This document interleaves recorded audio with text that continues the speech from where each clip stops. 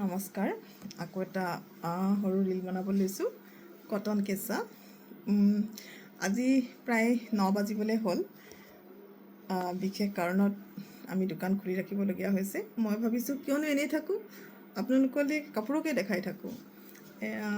এইযোৰ হৈছে কটন কেঁচা যোৰা হয়।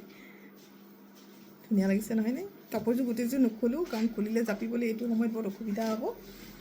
খুব ধুনীয়া লাগিছে।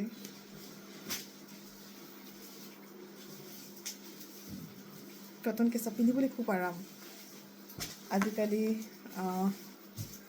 বহুত মানুহৰ পচন্দৰ, পিন্ধিবলৈ যিহেতু কোমল আৰাম আৰু কটন আৰু নুনী পাতৰ সূতাৰে বৈছে, যিহেতু ইয়াৰ